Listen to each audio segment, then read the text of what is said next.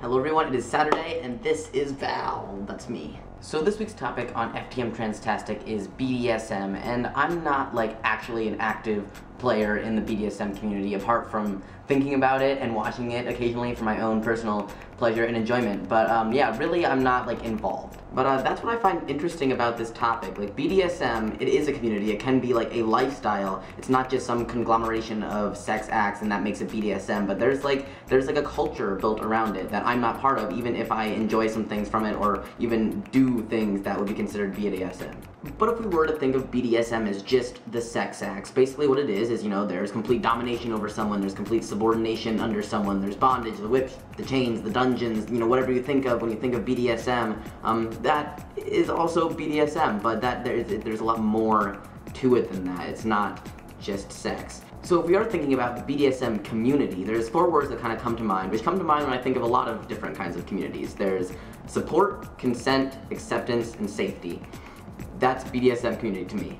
And I think BDSM community came about in kind of like the same way and the same reasons that the queer community became a thing, in that people are coming together because there's kind of a misunderstanding of their community and their kind by the larger society. And when things like that happen, where the larger society thinks that your culture is somehow harming the world in some way, then there's a need for a community. There's a need for mutual support, understanding of each other, just knowing people that understand you. And when that happens, and as that culture and community starts to grow, it's not always about, you know, that initial thing, like you're queer or you're into BDSM stuff sexually. I mean, this is the reason that groups that are centered around one culture are doing things that don't really align with that culture, like a gay men's choir. We have one of those here in Rochester. I think they're a thing in other places too. But you know, singing has nothing to do with being gay, but for some reason, like, gay men want to come together and do this one activity that has nothing to do with being gay together as a group of gay men. And the same thing is for BDSM culture. So if you are part of the BDSM community, I imagine you've already heard of this website, but for everyone else, there's this website called FetLife, and it's literally a social network for people who are into BDSM and related kinds of kink.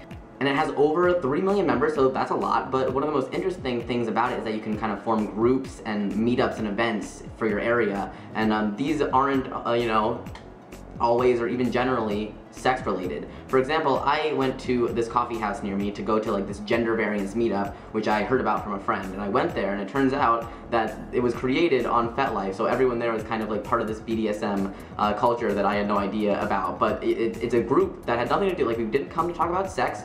It was a group for trans people to meet and get to know each other, and it was started on a social forum for people that were into BDSM. So I think BDSM is like a lot more than just a sexual act. For example, you don't hear me going around saying like the blowjob community, because it's not a thing. Like there was never really a misunderstanding of blowjobs. I mean, maybe there is, but like not enough for 3 million members to join a social network dedicated to blowjobs. So, because like I said, I think BDSM itself has like kind of like negative imagery by the general public, thinking that it's dangerous or it's, you know, fucked up, excuse my language, but you need to think about it in terms of a community. Like, these people are supporting each other, they're making sure everyone is safe. You know, I've been to a sex dungeon before, and like posted right on the door is like, must not be under the influence of anything, no drugs, no alcohol, like must have a safe word, all this shit. So like it's supportive like a community, it's safe like a community, it's like, it's accepting and all these things. So I don't know, yeah, that.